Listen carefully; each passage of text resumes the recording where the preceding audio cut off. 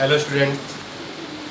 2 दिन से हम लोग बैंकिंग के बारे में नहीं पढ़े हैं। 2 दिन से हम लोग केवल अकाउंट के बारे में पढ़े हैं।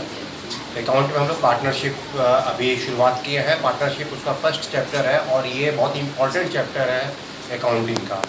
आज हम लोग आज की क्लास में हम लोग बैंकिंग के बारे में पढ़ेंगे, क्योंकि आपका ये पहला कॉमर्स का पहला पेपर है। आप 3 पेपर पढ़ते हैं। एक आपका बैंकिंग है, दूसरा अकाउंट है और तीसरा क्या है, बीओ, जिसको हम बिजनेस ऑर्गेनाइजेशन बोलते हैं। तो अभी अकाउंट के बारे में हम लोग हल्का फुल्का पढ़ाई कर लिए हैं और अभी दूसरी पेपर की तैयारी हम लोग शुरू करेंगे आज से, बैंकिंग की, जिसकी पढ़ाई नहीं हुई है। उधर अप्रैल से मई तक कुछ पढ़ाई हुई थी, अभी नहीं हुई है, तो इसकी शुरुआत आज हम लोग करते हैं। बैंकिंग बैंकिंग में जो सबसे पहला चैप्टर है वो है, उसका नाम ही है बैंक। क्या है? बैंक। ये आपका पहला चैप्टर है बैंक, जिसको हिंदी में हम बोलते हैं अधिकोषण। क्या बोलते हैं? अधिकोषण। ये है बैंकिंग का हिंदी। अब जिसको आप लोग अधिकोषण तक तो बोलते हैं। तो स्टूडेंट, हम बैंक के बारे में पढ़ेंगे। बैंक का मतलब क्या है, बैंक की परिभाषा क्या है, बैंक के प्रकार और बैंक का महत्व, इस लेशन में हम लोग पढ़ेंगे और ये इंपॉर्टेंट चैप्टर है बैंकिंग का। बैंक क्या है? बैंक से जहाँ तक हम लोग अनुमान लगाते हैं, बैंक एक ऐसी संस्था है जो रुपए का लेन देन करती है। बिल्कुल सही जानते हैं, इसमें कोई गलत फहमी नहीं है। बैंक शब्द की उत्पत्ति कब से हुई है, तो हम लोग सबसे पहले ये जान लें। बैंक शब्द की उत्पत्ति सबसे पहले हुई थी सन कब हुई थी? 1157 ईस्वी में। कब हुई थी इसकी बैंक शब्द की उत्पत्ति? बैंक शब्द का सबसे पहले प्रयोग हुआ था सन 1157 में। कहाँ पे हुआ था? तो हम बता दें, इटली। कहाँ हुआ था? इटली में। वहाँ पर क्या था कि वहाँ पर एक बैंक ऑफ वेनिस की स्थापना की गई थी सन 1157 ईस्वी में। तो एक हादसा हुआ सन 1171 में, वेनिस राज्य में युद्ध हुआ और उसके कारण आर्थिक संकट की स्थिति उत्पन्न हो गई।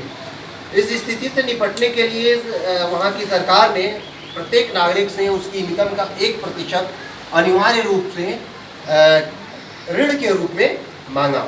और उसके बाद क्या हुआ कि सामूहिक रूप से सबसे मांगा गया। उस समय इटली के अधिकांश भाग पर जर्मनी का शासन था, अतः ऋण के इस सामूहिक कोष को बैंक का नाम दिया गया। तो क्या दिया गया? बैंक का नाम दिया गया। जर्मन भाषा में बैंक का अर्थ होता है, जर्मन भाषा में जो बैंक है उसको हम कैसे लिखते हैं, पहले ये जान लीजिए। जर्मन भाषा में बैंक ऐसे लिखते हैं, ये सी भी है बीच में, इस जर्मनी भाषा में, ठीक है ना। तो बैंक का अर्थ होता है कोष। क्या होता है? बैंक का अर्थ होता है कोष, निधि। तो इस तरह से इटालियन भाषा में बैंको, यही से इस शब्द की उत्पत्ति हुई है और इटालियन भाषा में इस शब्द को क्या बोला गया? बैंको। बैंको, ये इटली के लिए इटालियन भाषा में इसका प्रयोग किया गया, बैंको। मैंने यहाँ पे ओ छोड़ दिया है, अब मैंने इसको सही कर दिया, बैंको। इसके बाद फ्रांसीसी भाषा में बैंक तथा ब्रिटिश भाषा में इसको बैंक के रूप में जाना गया। ये रहा सब बैंक। यहाँ तक इसकी कहानी आपको समझ में आ गई होगी। कुछ व्यवसायियों का कथन ये भी है कि बैंक शब्द इटली भाषा के बैंको से निकला है। बैंको ये रहा, इस अक्षर से निकला है, क्योंकि इटली में इस शब्द का अर्थ होता है बेंच। ठीक है, तो उनका ये कहना है कि बहुत पहले इटली में लोग एक बेंच पर बैठ करके आपसी लेन देन का काम करते थे। ठीक है, क्या काम करते थे? बैंक पर बैठ करके, बेंचों पर बैठ करके काम किया करते थे, जिसे जो है कि साहूकारों का धंधा हो जाता था। और क्या नाम है कि जो साहूकार उस जो बेंच पर बैठता था, अगर दिवालिया होता था तो उसके बेंच को तोड़ दिया जाता था। मतलब कि पैसों का लेन देन बैठ करके एक बेंच पर किया जाता था, इसलिए इसका नाम बैंकों से लिया गया। जो भी चीज़ें हों, बहुत दिलचस्प कहानी है बैंक की उत्पत्ति। क्राउथर ने अपने क्राउथर एक अर्थशास्त्री है, उन्होंने कहा है कि आधुनिक बैंकों का पूर्वज जो है वो क्या है, सुनार और सर्राफा साहूकारों को ही माना है। सुनार क्या करते थे, सोने की कोई वस्तु अपने पास रख करके और कुछ पैसे सामने वाले को गिरवी रख करके दे देते हैं। तो ये सारी चीज़ें आपको समझ में आएंगी इसको जब आप पढ़ेंगे। और आखिरी चीज़, एक चीज़ मैं इसमें आज बता दूं आपको कि बैंक की परिभाषा, हम एक परिभाषा तो बता ही देते हैं गिलबर्ट के अनुसार। एक परिभाषा हम आपको आज बता देते हैं। बैंक